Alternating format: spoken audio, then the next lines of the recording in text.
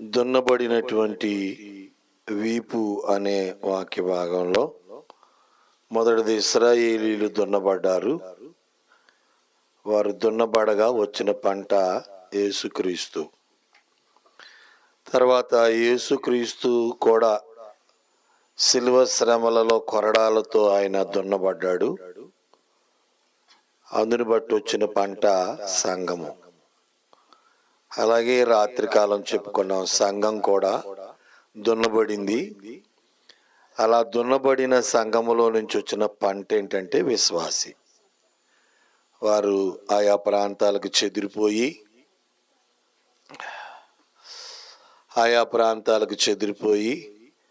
మరి సువార్త ప్రకటించిన వారై ఉన్నారు. వారు ప్రకటిస్తూ ఉండగా అనేకులు మరి వారిని చేరుకున్న వారై ఉన్నట్లు వాక్యములు మనం చూస్తూ ఉన్నాం. ఈ పూట మరి విశ్వాసి కూడా దున్నబడిన వాడిగా కనపడుతూ ఉన్నాడు. విశ్వాసి కూడా దున్నబడిన వాడై ఉన్నాడు. ఈ సందర్భాన్ని మనం ధ్యానం చేస్తూ పేతురు రాసిన మొదటి పత్రిక 5వ అధ్యాయము 8వ వచనము.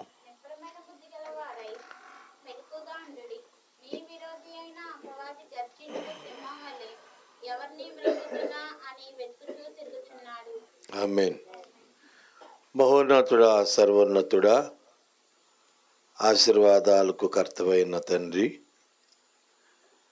బయలుపరచబడ్డ వాక్కు ద్వారా మీరు మాతో మాట్లాడమని నైనా మీరే మీ ఉద్దేశములను మాకు బయలుపరిచి మీ చిత్తాన్ని మాకు కనపరచమని వాక్యమై ఉన్న యేసు నామములో వేడుకుని ప్రార్థించున్నాం పరమ తండ్రి. మీ విరోధి అయిన అపవాది గర్జించు సింహం వలె ఎవరిని మృంగుదునా అని వెతుకుచూ తిరుగుచున్నాడు. విరోధి అయిన అపవాది నిశ్శబ్దంగా తిరగట్లేదు, ఎవరికి కనపడకుండా తిరగట్లేదు, మాటు వేసి తెలియకుండా తిరగట్లేదు. కానీ గర్జించు సింహములాగా అంటే చాలా శబ్దం చేసుకుంటానే వాడు వస్తామన్నాడు. ఎవరిని మృంగుదునా అని వెతుకుతున్నాడు. సింహం అయితే పీక్కుని తింటది కానీ మింగేది మాత్రం కాదు. కానీ ఇక్కడ మింగుతాను అంటున్నాడు అంటే ఇది ఎవరి గుణం? సాతాను గుణం. ఎందుకంటే వాడు గతంలో పాము అయి ఉన్నాడు. పాము మింగేదే కానీ పీక్కు తినేది కాదు.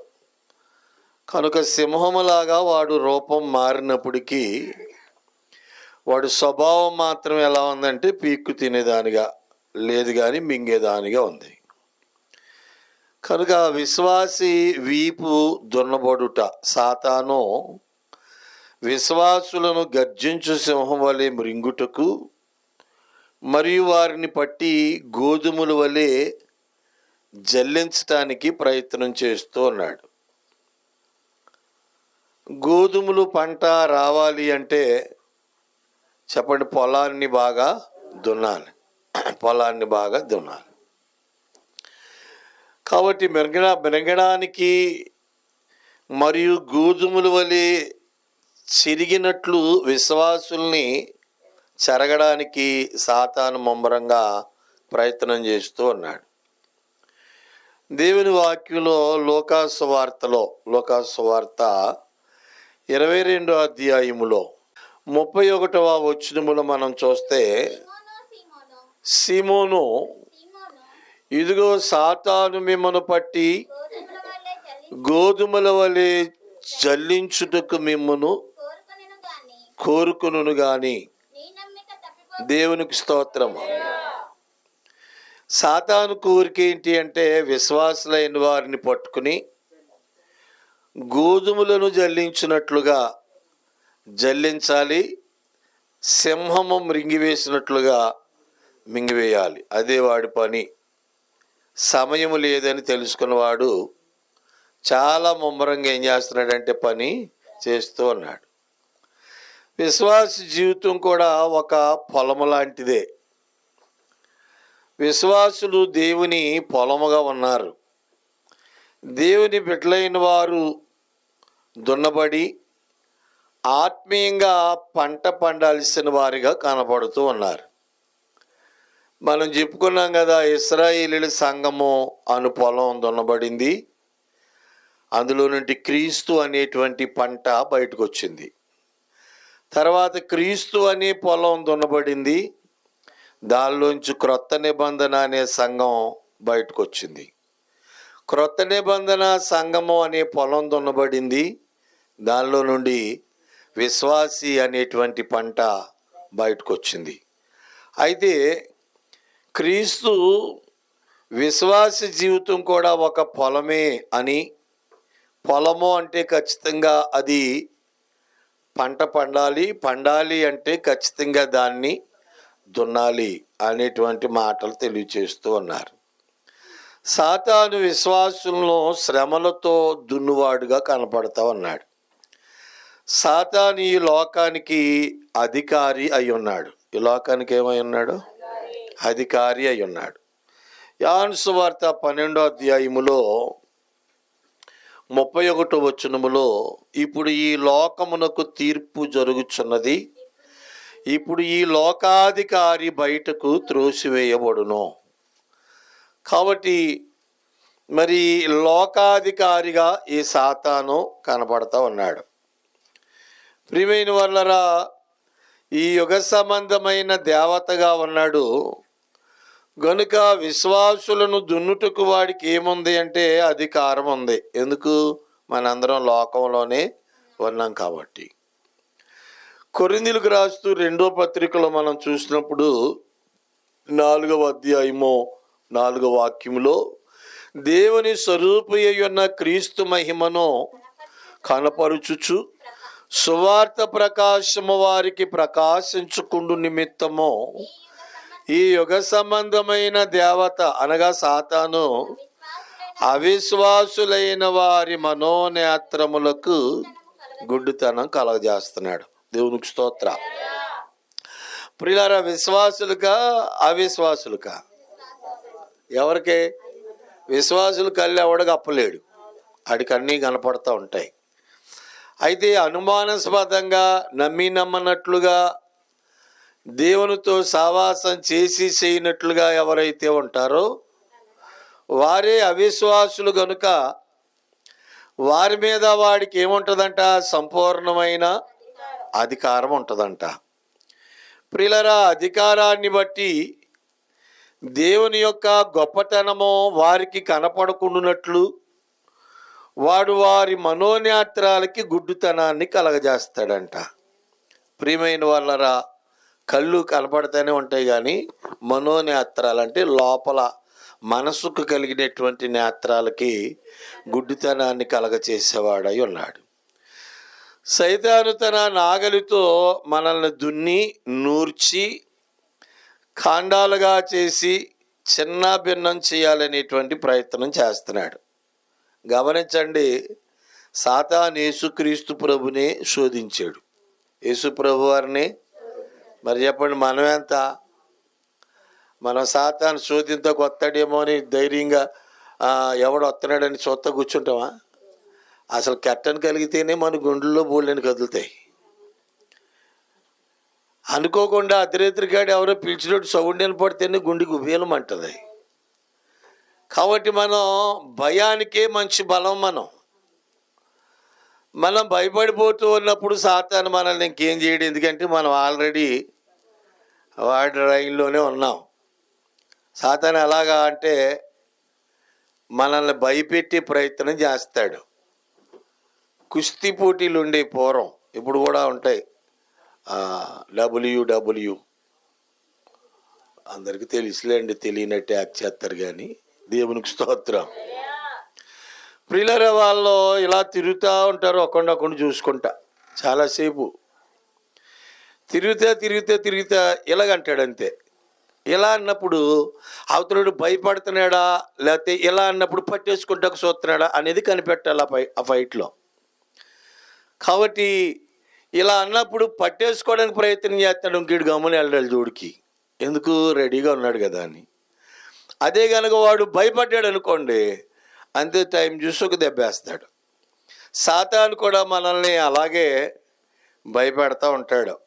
మనం భయపడ్డామా ఆ పని అయిపోద్ది. ఉదాహరణకే లేట్ నైట్ అయింది, ఇది తింటే ఏమన్నా ఉద్యమో అని భయపడతా తిను, ఏదోటి అవుతుంది. ఆ భయాన్ని బట్టి వాడికి ఒక అధికారం వచ్చేస్తుంది అనమాట. భయపడుతున్నారు కాబట్టి పర్వాలేదు భయపెట్టవచ్చు అనుకుంటాడు. కాబట్టి మనం భయపడేవారిగా ఉండకూడదు అని దైవజనుడు దేవదాసయ్య గారు మనకే సాతాను ఎదిరించు స్తోత్రాలు కాదు, స్తోత్రాలు. చాలామంది సాతాన్ని ఎదిరించు స్తోత్రాలు చేసుకుందామండి అంటారు. అలా తెలివి మండిపోను. సాతాన్ని ఎదిరించే స్తోత్రమో కూడా తెలియదు. ఆడనుకుంటాడు నువ్వు నాకు స్తోత్రం చేసి దాని వేళ అంతకీ నీ జోలికి రావట్లేదు నేను అనుకుంటాడు. హల్లెలూయా. కనో ప్రియులారా, దైవ లక్షణ స్తోత్రాలు సాతాను ఎదిరించేవి సూత్రాలు. ఒక లైన్ అంతే, వాడిని ఎదిరించటానికి ఇవి కొన్ని సూత్రాలు అంతే. కాబట్టి ఇలాగన మనం ఎదిరించాలని దేవుడి మనకి దైవజనుడి ద్వారా చక్కని మరి విషయాలు తెలియజేసిన వారై ఉన్నారు. బైబుల్ మిషన్ వారు అంటేనే సాతాన్ని, నిజమేనా? ఆ పుస్తకం ఒకటి తీసుకుని ఆ పేజీ ఒకటి పట్టుకుని ఓ సాతానా ఎంత అందంగా చెప్తారు, నీవంటే మాకు భయం లేదు, రాత్రి కనుక ఇంటికి వస్తే తారులే భయం లేదంట, మేము మిమ్మల్ని ఎదురిస్తున్నాం మరి చెప్తారు.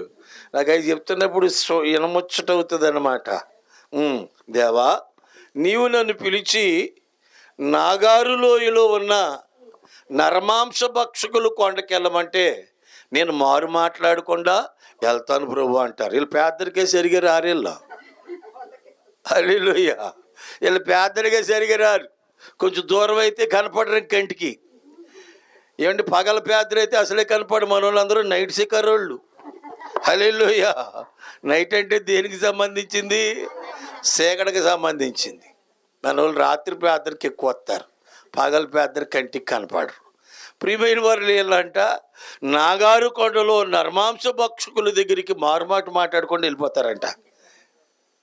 హల్లెలూయా. అన్ని అబద్ధాలు కదండి. చదవటం అంటే రాసున్న అక్షరాలు చదవమని కాదు, ఆ చదివేయి మనం అమల్లో పెట్టాలనడానికే వాటిని మనకి దైవజనుడు రాసిచ్చాడు. సాతాను ప్రభునే శోధించగలిగిన వాడు చెప్పండి, మనల్ని శోధించలేడా? మనల్ని కూడా శోధించగలడు. శోధించేవాడు కాబట్టి మనం ఏం చేయబడుతున్నాం? దున్నబడతా ఉన్నాం. విశ్వాసులు కూడా దున్నబడతా ఉన్నారు.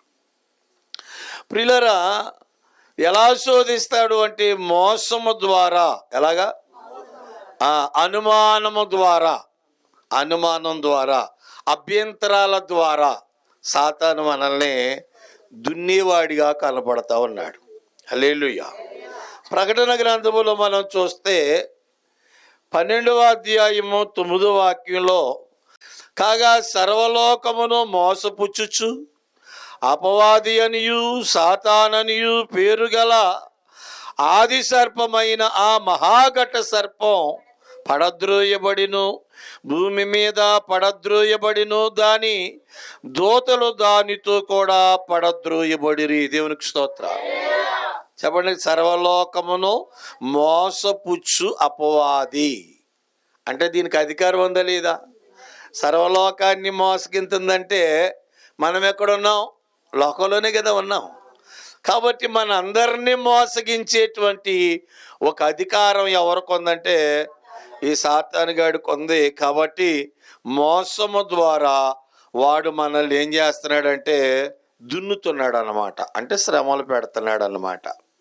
ప్రియులారా, శత్రువైనటువంటి సాతాను మరి సింహంలాగా విశ్వాసుల్ని మింగేయాలని వారి చుట్టూ గర్జిస్తూ తిరుగుతూ ఉన్నాడు. ఆ మాటలు మనం చదువుకున్నాం. పేతురు 8లో మీ విరోధి అయిన అపవాది గర్జించే సింహం వలె ఎవరిని మృంగుదునా అని వెతుకుతూ ఉన్నాడు, తిరుగులాడుతూ ఉన్నాడు. కాబట్టి జాగ్రత్తగా ఉండాలి వద్దా? కొన్ని చోట్ల చిరతపుళ్ళు వచ్చేస్తున్నాయి అడవిలోంచి. హల్లెలూయా. అక్కడ గవర్నమెంట్ వారు ఏమంటారంటే, ఓ పులి తప్పించుకుని తిరుగుతుంది, ఓ పులి తప్పించుకుని తిరుగుతుంది. దాని అడుగులు జాడలు మాకు కనబడ్డాయి. ఒకళ్ళిద్దరు దాన్ని చూశారు. మరి అడవి నుంచి బయటకు వచ్చి తిరుగుతుంది కనుక మీరు అప్రమత్తంగా ఉండండి అంటారు. ఏమంటారు? అది మామూలు పులే, కానీ ఇది మామూలు పులి కాదు. ఇది మొత్తానికే మొత్తం మనకు కనపడితే తింటే లేట్ అయిపోద్దని మింగేస్తుందంటే ఏకంగా. తింటే ఏమవుద్ది? లేట్ అవుద్ది. మింగేస్తాను ఓ దెబ్బతో అయిపోద్ది అనమాట. అంత స్పీడ్గా పనిచేస్తుంది ఇది. ప్రియులారా, మరి దీని విషయంలో దేవుడు వాక్య గ్రంథంలో వ్రాసాడు కనుక మనం ఎలా ఉండాలి? అప్రమత్తంగా ఉండాలి వద్దా? ఉండాలి. అలా ఉండగలిగితే వాడు దున్నినప్పటికీ ఆ దున్నినటువంటి శ్రమల్లో నుంచి మనం ఓ పంట మనం పొందగలము. ప్రియులారా, కొరింథీ 2:4 చదువుకున్నాం కదా. ఈ యుగ సంబంధమైన దేవత అవిశ్వాసులైన వారి మనోనేత్రములకు గుడ్డితనము కలగజేస్తూ ఉన్నాడు. సాతాను తన నాగలితో మనల్ని దున్ని నూర్చి ఖండాలుగా చేసి మనల్ని చిన్నాభిన్నం చేయాలనేది వాడి ప్రయత్నం. సాతాను యేసుక్రీస్తునే శోధించాడు, మోసం చేశాడు. ఇంక చెప్పండి, మరి చిన్నవారమైన మనల్ని మోసం చేయడా? చేస్తాడు. కాబట్టి మనం ఎలా ఉండాలంటే జాగ్రత్తగా ఉండాలి అని మీకు మనం చేస్తూ ఉన్నాను. అలాగే విశ్వాసులు దున్నబడాలి. ఏం చేయబడాలి? దున్నబడితేనే తప్ప పండలేని వారమై ఉంటాం.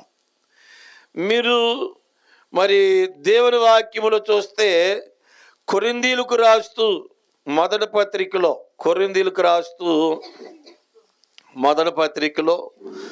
3:9 మేము దేవుని జత పని వారమై ఉన్నాము, మీరు దేవుని వ్యవసాయమును దేవుని గృహమునై ఉన్నారు. హల్లెలూయా. మనం ఏమై ఉన్నామంట? మనం వ్యవసాయమై ఉన్నామంట. ఏమై ఉన్నాం? మేము పనివారమై ఉన్నాం, మీరు వ్యవసాయమై ఉన్నారు. మరి వ్యవసాయము అంటే చెప్పండి ఏంటి? పంట ఇచ్చేది, పంట పండేది. వ్యవసాయమైనటువంటి మనము పంట పండాలి అంటే ఖచ్చితంగా మనం దున్నబడాలి. ఏం చేయబడాలి? దున్నబడాలి. దున్నితేనే ఏ పంట అయినా ఏ పొలమైనా పంటిస్తుందని గత 3 వాక్యాల్లో కూడా మనం చెప్పుకుంటూనే ఉన్నాం. ఎందుకు ఒకే పాయింట్ని 3 సార్లు లేకపోతే మన బండ గురించి 10 సార్లు చెప్పాను? ఎందుకు అంటే ఏదైనా ఒక మాట 3 సార్లు చెప్తే మర్చిపోలేం. ఎందుకు వాడతారంటే అది గుర్తుండిపోద్ది అన్నమాట. కాబట్టి ఇలాగున ఈ యొక్క పొలమైనటువంటి మనల్ని ఆయన ఏం చేయాలనుకుంటున్నాడో దున్నాలనుకుంటున్నాడు. దున్నడానికి సాధనంగా ఎవరిని వాడుకున్నాడంటే సాతాన్ని వాడుకున్నాడు. హల్లెలూయా. దేవుడు కీడి ఎత్త కూర్చున్నోడు ద్వారానే మనకి మేలు చేసేటట్టు వాడుకుంటాడు దేవుడు. మనం గమనించాలి. ఒక తండ్రి కూడుకున్నారంట. మరి వారికి పొలం ఉంది, పొలం వ్యవసాయం చేసుకుని బతుకుతున్నారు. తండ్రి వృద్ధుడైపోయాడు. ఇక కొడుకే సహకారిగా ఉండి దున్ని సహాయం చేస్తున్నాడు, పంట పండిస్తున్నాడు. ఓ లేని నేరం మీదడి కొడుకుని ఏం చేశారంటే జైల్లో వేశారు. జైల్లో వేస్తే ఆ జైల్లో ఉన్నాడో ఆ నేరం గురించి కొడుతున్నారు, అడుగుతున్నారు, కానీ చెప్పట్లేదు. ఏం చెప్తాడు పాపం? ఏం లేని నేరం అది కనుక చెప్తేవా చెప్పవా అని ఇంట్రగేషన్ చేస్తున్నారు, కొడుతున్నారు, అప్పుడప్పుడు లోపలేస్తున్నారు. ఈలోగా తండ్రిట తినడానికి ఆహారం లేదు, చేయడానికి నువ్వు లేవు. ఆ పొలమంతా పండుద్ది, కానీ పండాలంటే దాన్ని దున్నాలి. దున్నటము అంటే శ్రమల పరచబట్టం. గుర్తుపెట్టుకోండి ప్రియులారా. పంట బాగానే పండుద్ది, కానీ అలా పండాలి అంటే ఆ పొలం దున్నాలి కదా. అలా దున్నడానికి నా దగ్గర బలము లేదు, ధనము లేదు. బలం ఉంటే నేను దున్నేవాడిని, ధనం ఉంటే ఎవరినైనా పెట్టి, రెండూ లేవు. ఏమిరా పరిస్థితి అంటే, ప్రియమైన వాళ్ళరా, ఓ ఉత్తరం తిరిగి రాశాడంట కొడుకు. ఒక ఉత్తరం రాశాడంట. జైల్లో ఉన్నవారు ఎవరైనా ఉత్తరం రాస్తే జైలు సూపరింటెండెంట్ గారు చదవకుండా పంపడం. అటు చదివి అందులో ఏముందో తెలుసుకుని అప్పుడు పంపిస్తాడు. ఎందుకంటే ఖైదీ ఉన్నాడు కాబట్టి. ప్రియులారా, ఈ లెటరు సూపరింటెండెంట్ గారి దగ్గరికి వచ్చిందంట. ఆయన చదువుతున్నాడంట. అందులో ఏమని రాస్తుందంటే, నాన్న, నన్ను ఎందుకు పట్టుకున్నారు, నన్ను ఏం అడుగుతున్నారు, ఆ డబ్బు అంతా మన పొలంలో కప్పెట్టేసాను నేను, అంచేత నువ్వు బాధపడకో, పొలంలో కప్పెట్టేసిన డబ్బు అంతా తీసుకుని బాగా బతుకన్నారంట.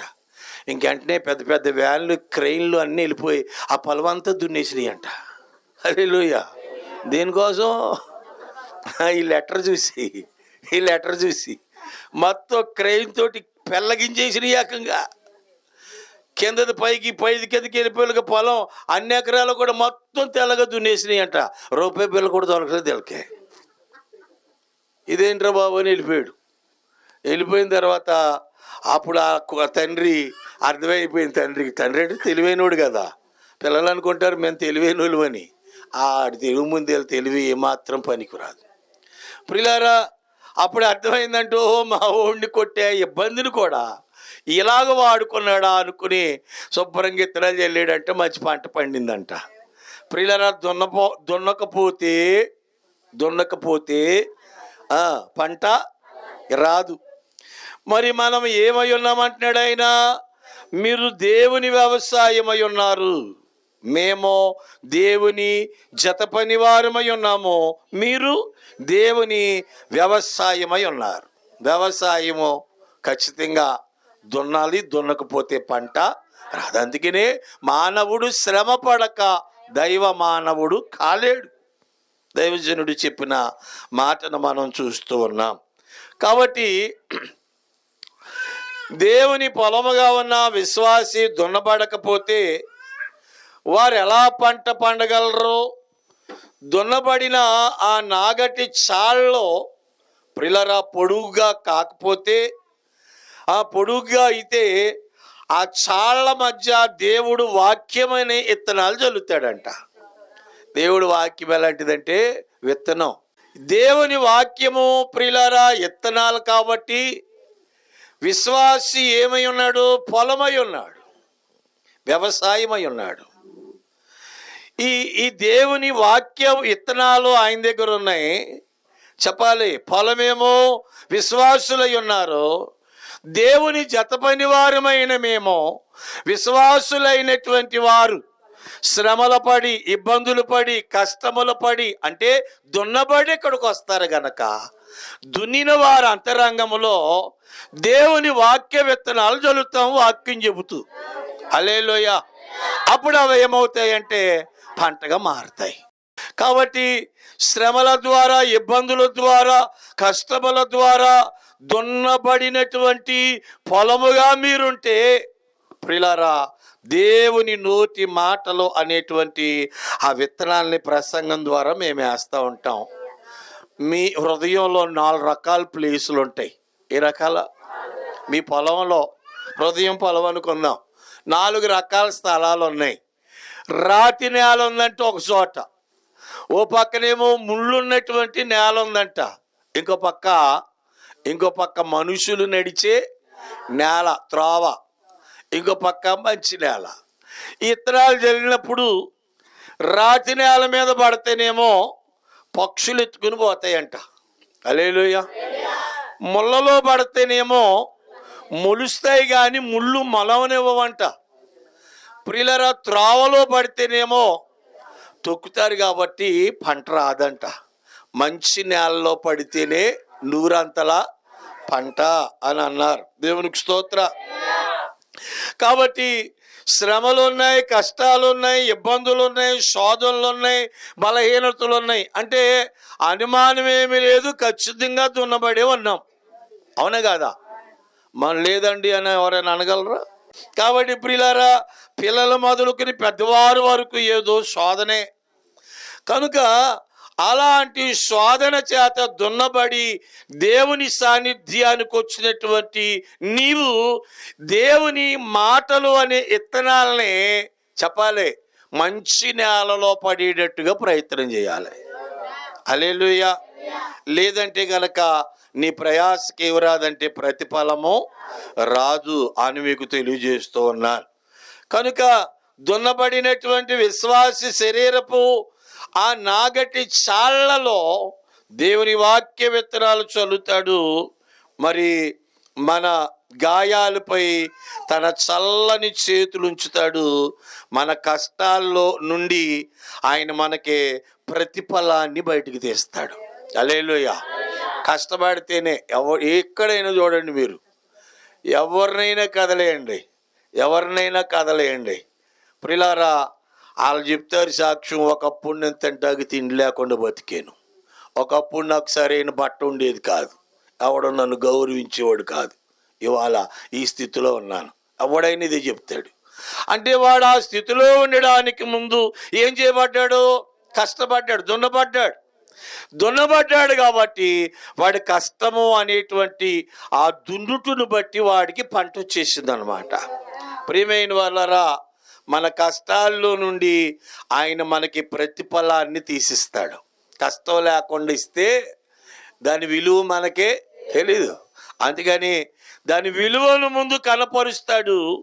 దున్నబడినటువంటి నీ శ్రమలలో నుంచే నీకు పంటను తీసి నీ చేతికిస్తాడు ఆయన. దేవునికి స్తోత్ర. ప్రియమైన వాళ్ళరా, అనేకులు మనకి కీడు చేయాలని ప్రయత్నించిన ప్రభు మన పక్షముగా ఉన్నాడు కనుక శత్రువులు మనల్ని దున్నే కొలిది మనలో ఏం పండుతుంది అంటే మంచి పంట పండుతుంది అని మనం గమనించాలి. ప్రియులారా, ఆదికాండము 50వ అధ్యాయము, ఆదికాండము చివరి అధ్యాయములో 20వ వచనాన్ని చూస్తే, మీరు నాకు కీడు చేయును ఉద్దేశించిరి గాని నేటి దినమున జరుగుచున్నట్లు అనగా బహు ప్రజలను బ్రతికించున్నట్లుగా ఆ కీడు మేలుకే దేవుడు ఉద్దేశిస్తున్నాడు. దేవునికి స్తోత్ర. చెప్పండి, ఎవడైనా మనకి కీడు చేయ ఉద్దేశించితే దేవుడు దాన్ని మేలు కొరకు వాడేస్తున్నాడంట ఆయన. హల్లెలూయా. ప్రియమైన వాళ్ళరా, కాబట్టి అపవాది మనకి కీడు చేసిన అది మనకి ఏమవుద్దంటే మేలు. అందుకే దైవజనుడు దేవదాసయ్య గారు అంటారు, కీడు చాటున నీ కొరకు ఏం దాయబడింది? మేలు దాయబడి ఉంది అని అంటారు. దేవునికి స్తోత్రం. కాబట్టి లోకులు నన్ను హింసించిన ఎడల మిమ్మును కూడా హింసింతురని లోకములో మనకు శ్రమ అని ప్రభు తెలియచేసిన వారై ఉన్నారు. ప్రియమైన వాళ్ళరా, యోహాను సువార్త 15వ అధ్యాయము 20వ వచనములో, దాసుడు తన యజమానుడి కంటే గొప్పవాడు కాడని నేను మీతో చెప్పిన మాట జ్ఞాపకం చేసుకునుడి. లోకులు నన్ను హింసించిన ఎడల నన్ను నమ్మిన మిమ్మల్ని కూడా హింసిస్తారు. దేవునికి స్తోత్రం. దేవుడు ఏం చెప్పాడు? మీ హింసను తప్పించానని చెప్పాడా? నన్ను హింసించినట్టే మిమ్మల్ని హింసిస్తారని చెప్పాడా? మరి లేకపోతే ఇంకా చెప్పండి, లోకములో ఉన్నటువంటి అనేక చెడ్డ అలవాట్లు కొరకు చేసిన ఆ రుణాలని మన బంధువులు తీరుస్తారా? మరి దేవుడు ఎందుకు తీరుస్తాడు? ఎవడాలాంటి సువార్త ప్రకటించింది? ఆ రుణము తీరాలి అంటే నీ విశ్వాస పొలము దున్నబడాలి. ఏం చేయబడాలి? దున్నబడాలి. అలా దున్నబడినటువంటి నీ విశ్వాస జీవితములో నుంచి ఆయన ఓ శ్రేష్టమైన పంటను బయటికి తెస్తాడు. ఆ పంట ద్వారా నీ రుణం తీరిపోతుంది అనమాట. హల్లెలూయా. ఎక్కడా కూడా దేవుడు రుణం తీర్చడండి, ఎక్కడా తీర్చడం. అలాగే ఎవడైనా పాదిరి చెప్తే నమ్మెరిగిని అబద్ధ బోధది. వాక్యంలో మీకు బైబిల్ చదివే అలవాటు ఉంటే గనక, ఓ పాస్టర్ గారు అప్పుల పాలైపోయి చచ్చిపోయాడు. ఆ పాస్టర్ గారి భార్య మరి రుణం తీర్చలేక బాధపడుతుంది. ఈలోగా అప్పులోడు వచ్చి, నీ 2 కొడుకుల్ని పట్టిపోతానో డబ్బులు ఇచ్చి ఇడిపించుకో అంటాడు. అప్పుడు ఆమె దైవజనుడి దగ్గరికి పరిగెట్టుకెళ్తుంది. దైవజనుడు, ఎంత బాకీ ఉన్నావమ్మా? 10,000 అండి. ఇదిగో ఈ 10,000 పట్టుకెళ్ళి అన్నాడా? అలా అలా అనకూడదు. ఆయన ఏమన్నాడంటే, ఇదిగో ఇలా చేయి, నీ బాకీ తీరిపోద్దని చెప్పాడు. ఆ పని ఎవరికి అప్పు చెప్పాడు? దేవుడు ఎందుకు తీరుతాడు అప్పు? అప్పు తీరుతాడు దేవుడు? తీర్చడం. నీవు నలిగి నలిగి నలిగి దున్నబడితే దున్నబడిన నీలో నుంచి ఒక హెల్ప్ తెస్తాడు బయటికి ఆయన. అదే పంట. ప్రియమైన వాళ్ళరా, కాబట్టి ఆమె వెళ్ళి ఆ 2 కొడుకులతో చాలా శ్రమ పడింది. ఆమెలో నుంచి శ్రేష్టమైన పంట వచ్చింది. ఆ పంటను బట్టి రుణాన్ని తీర్చేసింది. హల్లెలూయా. కాబట్టి ప్రియులారా, మనం గమనించినట్లయితే లోకములో మీకు శ్రమ కలుగును, అయినను మీరు ధైర్యం తెచ్చుకోండి, నేను లోకమును జయించి ఉన్నాను అని అన్నారు. ప్రియమైన వాళ్ళరా, ఇంకా చూస్తే సహోదరులారా, లోకం మిమ్మల్ని ద్వేషించిన ఎడల ఆశ్చర్యపోకండి అన్నారు. దేవునికి స్తోత్ర. కాబట్టి మనల్ని ఎవరైనా దూషించి ద్వేషిస్తే మనమేం పెద్ద ఆశ్చర్యపడక్కర్లా, అన్నీ జరుగుతాయని దేవుడు ముందే చెప్పాడు. 3వదిగా చూస్తే అగ్ని వంటి శ్రమలతో దున్నబడిన వారిగా ఉంటామంట మనం. ఏ శ్రమలతో? అగ్ని వంటి శ్రమలో. మనుషులు బంగారాన్ని శుద్ధి చేసేందుకు ఏం వాడతారో? అగ్ని వాడతారు. బంగారాన్ని శుద్ధి చేయడానికి అగ్ని వాడతారు. ప్రియమైన వాళ్ళరా, సాతాను అగ్ని ద్వారా మనకి ఎవరు రప్పిస్తాడంట? శ్రమలో. అగ్ని ద్వారా, లేకపోతే అగ్ని లాంటి శ్రమలో. ఎలాంటి? అగ్ని లాంటి శ్రమల ద్వారా వాడు మనల్ని దున్నుతాడు. దావీదు కూడా ఇటువంటి భయంకరమైన అగ్ని వంటి శ్రమల కొలిముల నుండి వెళ్ళిన వాడిగా కనపడుతూ ఉన్నాడు. దీని ద్వారా దావీదు వెండి వలె పవిత్రపరచబడి సమృద్ధికరమైనటువంటి మరియు ఘనమైనటువంటి ఆశీర్వాదాలు పొందినట్లుగా వాక్యములో మనం చూస్తాం.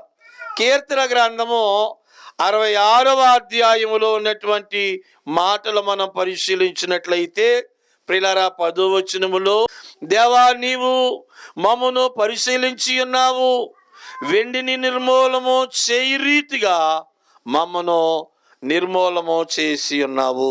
దేవునికి స్తోత్రం. కాబట్టి ప్రియులారా, ఈ యొక్క కొలిములో కాలి ఈ భక్తుడు ఏమైపోయాడంటే పరిశుద్ధుడిగా ఆ పరీక్షలో నెగ్గిన వాడై ఉన్నట్లు మనం చూడగలుగుతూ ఉన్నాం.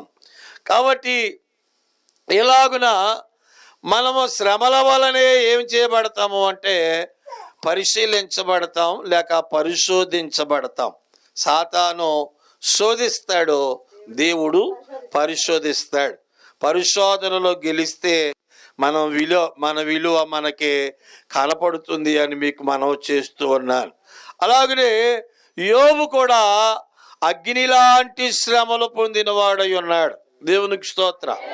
మీ అందరికీ తెలుసు. కాబట్టి మరి అపవాది యెహోవా సన్నిధి నుండి బయలు వెళ్ళి అరికాలు మొదలుకు నడినెత్తి వరకు బాధగల కురుపులతో యోబును అపవాది మొత్తింది. ప్రియులారా, సాతాను యోబును కష్టాలతో దున్నటం మొదలుపెట్టాడు. యోబు ఎంతగా దున్నబడ్డాడో అతను 2 అంతల పంట కోసాడంట. హల్లెలూయా. ఎన్ని అంతలు చెప్పండి?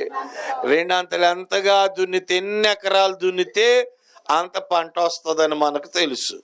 కాబట్టి యోబు గ్రంథం 42వ అధ్యాయం 10వ వచనంలో యెహోవా అతని క్షేమస్థితిని మరలా అతనికి దయచేసెను, మరియు యోబునకు పూర్వము కలిగిన దానికంటే 2 అంతలు అధికముగా యెహోవా అతనికి దయచేసెను. దేవునికి స్తోత్రం. మరి అన్ని శ్రమల పట్ల ఎక్కడైనా దేవుని తిట్టాడా అంటే ఎక్కడ దేవుని దూషించలేదు. ప్రియులారా, ఎక్కడ దేవుని మరి అవమానపరచలేదు. శ్రమల్లో కూడా ఆయన పాటలు పాడుతూ ఉన్నాడని నిన్న అనుకుంటా మనం చెప్పుకున్నాం. దేవునికి స్తోత్రం. ప్రియులారా, అలాగే 4వదిగా చూస్తే క్రమశిక్షణ ద్వారా మనము దున్నబడతామంట. ఎలాగా? సాతాన్ ద్వారా దున్నబడతాం. అలాగే చెప్పండి, క్రమశిక్షణ ద్వారా కూడా దున్నబడాలి. దేవుడు ఎంతో క్రమము కలిగిన వాడిగా మనకు కనబడతా ఉన్నాడు. ఆయన బిడ్డలు కూడా అదే క్రమముగా ఉండాలని ఆశపడతా ఉన్నాడు. హల్లెలూయా. ఆయన క్రమమైన వాడు. మరి ఆయన్ని బట్టి ఆయన పిల్లలు ఎలా ఉండాలి? ఆ? క్రమంగానే కదా ఉండాలి. అదే కదా ఆయన ఆశపడతాడు. ప్రియులారా, ఇంకా చెప్పాలంటే మీరు చెడ్డవారయుండి అంటాడు కదా. మరి అలాంటప్పుడు పిల్లల్ని క్రమంలో పెట్టడానికి వారిని ఏం చేయాల్సి వస్తుందంటే దున్నాల్సి వస్తుంది. వస్తుంది రాదా? కాబట్టి బెత్తము వాడాలంట. బెత్తము వాడకపోతే ఏమవుతాడు? దారి తప్పుతాడంట. ప్రియులారా, కాబట్టి ఆయన క్రమము పాటించువాడు గనుక ఆయన బిడ్డలమైన మనం కూడా క్రమాన్ని పాటించాలి అనేది ఆయన యొక్క ఉద్దేశం. జీవిత ఆత్మీయ పరుగు పందాల్లో గెలవాలి అంటే మనం ఏం చేయాలి చెప్పండి? శ్రమ పరచబడాలి. ఏం చేయబడాలి? మన ముందు పరుగు పందెం ఉందని పౌలు గారు చెప్తారు కదా. మరి ఆ పరుగులో గెలవాలంటే ఏం చేయాలి? మనం పరుగు పందువులు ఇద్దరు ఉన్నారు, పరిగెట్టి వాళ్ళు, బహుమానాలు ఎన్ని ఉన్నాయి. కాబట్టి ఎవరు బాగా శ్రమపరచగలుగుతారో వారికి. ఒకరోజు రాజుగారు గుర్రం కంటే ఆ గుర్రబండి గుర్రంగా వెళ్ళిపోయిందంట. హల్లెలూయా. ఏదో ఇంటర్నేషనల్ రహస్యం చెప్తున్నట్టు అలా చూస్తున్నారేంటమ్మా? హల్లెలూయా. రాజుగారికి కోపం రాదా?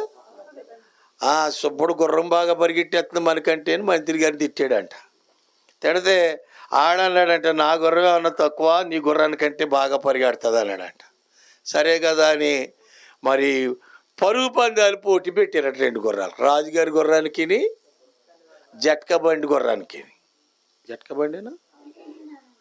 మీకు జట్కా బండి తెలియదు కానీ బతుకు జట్కా బండి బాగా తెలుసు మీకు. హల్లెలూయా. ఏం చేయాలి మరి? నేను దేవునికి మహిమ కలుగును గాక. మరి బతుకు జట్కా బండి గురించి చెప్తే బాగోదు. ఇప్పుడు ప్రియులారా, 15 రోజులు 20 రోజులు టైం ఉంది. పందెం పెట్టారు. రాజుగారి గుర్రాన్ని మంచి తెల్లపిండేసి, గుగ్గుళ్ళేసి, రకరకాల ఫుడ్ వేసి, చైనా పచ్చగడ్డేసి మేపుతున్నారు. దాన్ని చక్కగా మేపుతున్నారు. ఏమాత్రం కూడా ఆడి దగ్గర మన గుర్రం ఓడిపోతే మన పరుగు పోద్ది. అంచేత ఎలాగైనా సరే మన గుర్రం నగ్గాలి. ఏం కావాలన్నా, ఎంత ఖర్చు అయినా పర్లేదు, శుభ్రంగా మేపండి అంటున్నాడంట. 15 రోజులు దగ్గర 12 రోజులు 13 రోజులు అయిపోయాక, ప్రియులారా ఇంకా 2 రోజులు ఉందనగా మరి మంత్రి గారిని పిలిచిరే. ఆడేం చేస్తున్నాడు అసలు? మనం ఇన్ని చేస్తున్నాం, బాగానే ఉంది, అసలు ఆడేం చేస్తున్నాడు ఒకసారి చూసిరారా, మారువేషం వేసుకుని వెళ్ళి అన్నాడంట. మంత్రి గారు మారువేషం వేసుకుని వెళ్ళారు. ఎంత పొడి గడ్డ వేసుకుని, చైనా గడ్డలాగా మారువేషం వేసుకుని గుర్రబండి వాడి ఇంటి దగ్గరికి వెళ్ళాడంటే. బయట ఎక్కడా లేదంటే గుర్రం. ఎక్కడ ఉంది అంటే సకిలింపుని బట్టి, శబ్దాన్ని బట్టి అర్థమైంది ఇంట్లో ఉందంటే. అది సాలలో వేసి తలుపేసేసాడు. ఏంటి అసలు ఎక్కడుందని కిటికీ తలుపు తీసి ఇలా చూసాడంట. ఆ రెండింటికి నాలుగు కెలగేసి పట్టుబడి లాగేసాడు. అంటే ఏంటి అసలు ఆడు ఏం పెట్టట్లేదండి దానికి ఏం పెట్టట్లా. ఉత్తి ఏమీ లేకుండా కడుపు మాడిచేస్తున్నాడు లోపలెట్టి. ఇప్పుడు కడుపు మాడి చేసిన అంత కష్టంతో ఉన్నదాన్ని బయటికి తెత్తి ఎట్టుంటుంది? బాగా తినేసింది ఎట్టుంటుంది? అది అలవాటు కథ. ఇందులో నీతేంటి? దీనికి ఏ కష్టం లేదు, దీనికి దున్నుడు లేదు, దీనికి దాన్ని బాగా దున్నేసాడు. ఒక గదిలో వేసి మరీ దున్నేసాడు దాన్ని పట్టుకుని. ప్రియమైన వాళ్ళరా, ఆ శ్రమని తట్టుకోలేక, ఆకలి బాధ తట్టుకోలేక, ఆ కష్టాన్ని తట్టుకోలేక దున్నబడి ఉన్నటువంటి అది ఒకేసారి పరిగెత్తి విజయాన్ని సాధించేసింది. హల్లెలూయా. కాబట్టి చెప్పండి, మనం ఏం చేయబడాలా? అందుకని దేవుడు ఎవరిని వాడుతున్నాడంటే సాతాను గాడినే వాడుతున్నాడు. కీడు చేయడానికి ఆడ వెళ్తే దున్నిన తర్వాత ఆ కీడుని మేలుగా మార్చి దున్నబడిన ఆ పొలముల నుంచి పంట బయటికి తీస్తున్నాడు దేవుడు. ప్రియమైన వాళ్ళరా, కాబట్టి క్రమశిక్షణలో మనము గెలవాలి అని అంటే ఖచ్చితంగా మనం దున్నబడాలి. చాలామంది అంటారు, నేను ఆదివారం రాలేదు కాబట్టి నేను దున్నబడ్డానండి అంటారనరా. నేను అమావాస్య ప్రార్థనకు రాలేదు కాబట్టి నెలంతా నేను దున్నబడ్డాను. నేను సంస్కారానికి రాలేదు కనుక నెలంతా కూడా నేను ఏం చేయబడ్డానో దున్నబడ్డాను.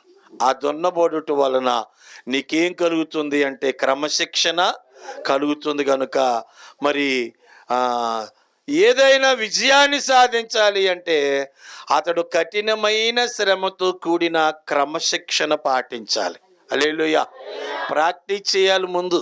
ప్రియులారా, ఒక్కసారి పరిగెట్టే పరుగు కొరకు ఓ నెలలు పరిగెడితేనే ఉండాలి. వీడు ఎన్ని మీటర్లో ఎన్ని కిలోమీటర్లో అన్నీ కూడా ఈరోజు పరిగెట్టాలి, రేపు పరిగెట్టాలి. ఒకసారే పందెం, కానీ నెలలో 30 రోజులు వీడు ఏం చేయాలా? అదే దున్నబడుట. అలా దున్నబడ్డవాడు ఏం చేస్తాడంటే గెలుపొందుతాడు, విజయాన్ని సాధిస్తాడు అని ప్రియులారా దేవుని కృపను బట్టి మీకు తెలియచేస్తూ ఉన్నాను. కాబట్టి విశ్వాసి దున్నబడుతూనే ఉన్నాడు. చాలామంది అంటారు అన్ని శ్రమలేనండి, ఒకటి పోయేటప్పటికి ఇంకొకటి రెడీగా ఉంది, అమ్మయ్య అనుకుని రూప వచ్చి పడిపోతుంది, ఆనందం అనేది బ్రతుకులో లేకుండా పోయింది అని అంటారు. నేను అనుకుంటాను, ప్రభువా వీరేం చేయబడుతున్నారంటే దున్నబడుతున్నారు. ఖచ్చితంగా దున్నబడిన వీరిలో నుంచి ఏదో పంట నువ్వు తీస్తావు. ఆ పంట ద్వారా వారిని నీవు తృప్తిపరుస్తావు. వీరు ఫలించడానికే దున్నబడుతున్నారు ప్రభు అని ప్రియులారా మరి మనసులో వారి కొరకు ప్రార్థన చేస్తాం. పైకి వారిని బలపరచడానికి ఏం పర్వాలేదులేమ్మా ప్రార్థన చేస్తామని చెప్తాం. అలా చెప్పబోతే ఈ శ్రమ మంచిది అని చెప్తూ ఊరుకుంటుంది ఏంటి? అనవసరంగా చెప్పి నీడు కనుకుంటుంది. కనుక ప్రియులారా ఆ యొక్క నలుగుల్లో కూడా ఏముంది అనేది మనం చూడాలి. మన ముందున్న పందెములో మనం ఏం చేయాలా? కొరింథీ మొదటి పత్రిక 9:24 పందెపు రంగమందు పరిగెత్తు వారందరూ పరిగెత్తుదురు గాని ఒకడే బహుమానం పొందునని మీకు తెలియదా? అటువలే మీరు బహుమానం పొందినట్లుగా పరిగెత్తుడి. 9:26 కాబట్టి నేను గురి చూడని వాని వలె పరుగెత్తు వాడను కాను. దేవునికి స్తోత్రం. ఏం చూడకుండా పరిగెట్టాడంట? గురి చూడకుండా పరిగెట్టేవాడిని కాదు. గాలిని కొట్టునట్లు నేను పోట్లాడుట లేదు గాని ఒకవేళ ఇతరులకు ప్రకటించిన తర్వాత నేను భ్రష్టుడని అయిపోదునేమో అని నా శరీరాన్ని నేనే నలగొట్టుకుని దాన్ని లోబరుచుకునిచున్నాను అంటాడు. దేవునికి స్తోత్ర. మన శరీరాన్ని మనం ఏం చేయాలా? నలగొట్టుకోవాలా. కనుక మనం ఆయన అంటున్నాడు, నన్ను నేనే నలగొట్టుకునిచున్నాను. దేవునికి స్తోత్రం. ఐగుప్తులో యోసేపు ఎంతో క్రమశిక్షణతో ఉన్నాడు, ఎంతో పరిశుద్ధంగా ఉన్నాడు. ఎంత క్రమశిక్షణగా ఉన్నా ఆయన్ని సాతాను ఏం చేస్తున్నాడు? దున్నుతూనే ఉన్నాడు. ప్రియమైన వాళ్ళరా, కాబట్టి అలాగున ఎన్నో విధాలుగా అతను దున్నినప్పటికీ అతనిలో నుంచి ఏమొస్తుందంటే పంటే వస్తా ఉన్నట్లుగా వాక్యంలో మనం చూస్తాం.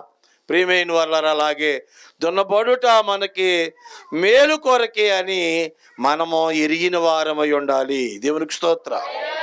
ఇశ్రాయేలీయులు దున్నితే అందులోంచి యేసు ప్రభు అనే పంట వచ్చింది. యేసు ప్రభుని పట్టుకుని కొరడాలతో కొట్టి దున్నితే సంఘం అనే పంట వచ్చింది. సంఘాన్ని దున్నితే విశ్వాసులనే పంట వచ్చింది. ఇప్పుడు విశ్వాసులమైన మనం దున్నపడితే ఆత్మ సంబంధమైన వరాల పంట మనకు వస్తుంది అన్నమాట. హల్లెలూయా.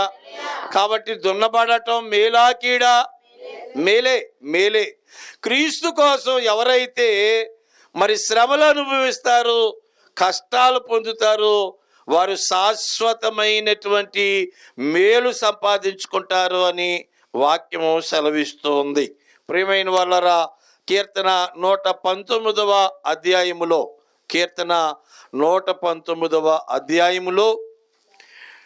71వ వచనాన్ని మనం చూస్తే, నేను నీ కట్టడలను నేర్చుకున్నట్లు ఆ శ్రమ నుండి ఉండుట నాకు. శ్రమ మేలా కీడా? మేలే. కనుక ప్రియులారా, శ్రమ పడుతున్నాము అంటే సౌఖ్యము మన దరికి వచ్చింది అనేటువంటి విషయాన్ని మనము గమనించవలసిన వారమై ఉంటూ ఉన్నాం. దున్నబడుట మరి ఇష్టపడని వాడు, దున్నబడుట మనకి మేలే, దున్నబడుట ఇష్టము లేని వారు ఎవరైనా ఉంటే వారు సోమరులు అని అన్నారు. ఏమన్నారు? సోమరులు అన్నారు. ప్రియులారా, వాడు దున్నబడడానికి ఇష్టపడట్లేదు కాబట్టి వాడు ఎలాంటి పంట వాడికి దొరుకుద్దా? దున్నపోతే పంట దొరుకుద్దా? కాబట్టి దున్నబడుట ఇష్టపడని వారు, కష్టాలు ఇష్టపడని వారు, శ్రమలు ఇష్టపడని వారు ఏమై ఉన్నారంటే సోమరులై ఉన్నారు అని అన్నారు. ఆత్మీయ జీవితంలో దున్నబడడానికి ఇష్టపడే వారిగా మనం ఉండాలి. ప్రియమైన వాళ్ళరా, ఇష్టపడని వాడు ఏం చేస్తాడంటే ఆసక్తి లేనివాడై, దేవుని మీద నమ్మకము లేనివాడై సోమరివానిగా చెప్పండి నిద్రపోతా ఉంటాడు. దేవునికి స్తోత్ర. ప్రియులరా, మాట సామెతల గ్రంథము 20వ అధ్యాయము 4వ వచనములో, విత్తనములు వేయు కాలమున సోమరి దున్నడు, కోత కాలమున పంటను గూర్చివాడు విచారించునప్పుడు వానికి ఏమీ లేకపోయెను. దేవునికి స్తోత్రం. చెప్పండి, వాడు ఏం చేయడంట? కోతకాలం పంట వేసే విత్తనాలు వేసే కాలంలోనేమో దున్నడంట. అంటే వాడికి పని చేయటం ఇష్టం ఉండదు. ప్రియులారా, కోతకాలం వచ్చి పంట కూర్చుకున్నప్పుడు అయ్యో ఏమీ లేదే అని విచారం పడతాడంట. అప్పుడు వాడికి ఏమీ దొరకదు అని రాశారు దేవుని వాక్యంలో. కాబట్టి దున్నబడడానికి అంటే శ్రమ పడడానికి ఇష్టపడని వాడు సోమరి అని తెలియజేస్తూ ఉన్నారు. 7వదిగా చూస్తే, దున్నబడుటకు ఇష్టపడి కూడా మరి వెనుతిరిగేటువంటి వారు ఎవరైనా ఉంటే వారు దేవునికి పనికి రానివాడు అని అన్నారు. దేవునికి స్తోత్ర. దున్నబడడానికి ఇష్టపడి కూడా వెనుతిరిగేవాడు.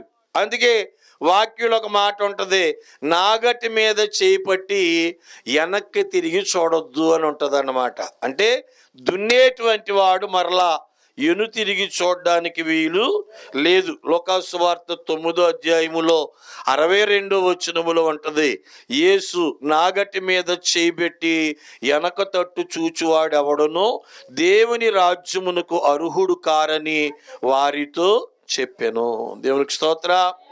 శ్రమైన హింసైనా కానీ మనము దేవుని అనుసరిస్తూ ముందుకు వెళ్తే కానీ ఆ నాగటి మీద చేపట్టి వెనక్కి తిరిగితే, అనగా మరలా లోకములోకి మనం చూస్తే ఏమైపోతామంటే లోతు భార్య వలే అయిపోతాం అన్నమాట. ఏమైపోతాం? ఇంకా అటు నుంచి ఎదరికి వెళ్ళను లేము, తిరిగి మరలా వెనక్కి.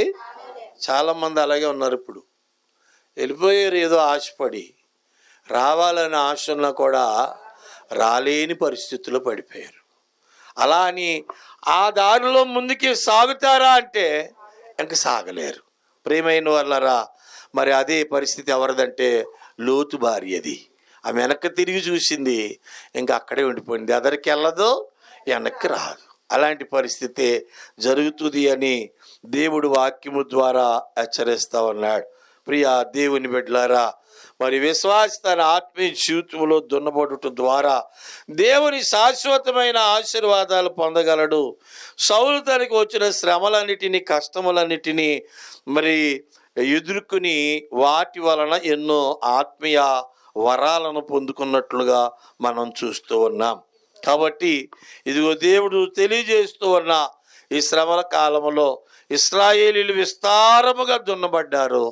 వారి కష్టములో నుంచి ఆ యేసు ప్రభు అనే పంట, ఇప్పుడు శిలువ శ్రమల్లో యేసు ప్రభుని దున్నేరు. సంఘం అనే పంట, సంఘమును దున్నేరు. విశ్వాసులు అనే పంట, ఇప్పుడు విశ్వాసులమైన మనల్ని దున్నుతున్నారు. అప్పుడు ఆత్మ సంబంధమైన వరముల పంట మనకు దొరుకుతుంది అని దేవుడు వాక్యము ద్వారా తెలియచేసిన వారు అయి ఉంటూ ఉన్నారు. కనుక అట్టి పంట కొరకు మనం ఏం చేయాలి అని అంటే చెప్పాలి, ఎదురు చూడవలసిన వారమై ఉన్నాం. దున్నబడుతున్నాను అంటే ఖచ్చితంగా ఏదో పంట ప్రతిఫలము రానయ్యుంది అని ఎదురు చూచి ఆ పంటను ప్రభు దగ్గర నుంచి అందుకునే వారమై ఉందాం. అట్టి కృప దేవుడు అనుగ్రహించునుగాక.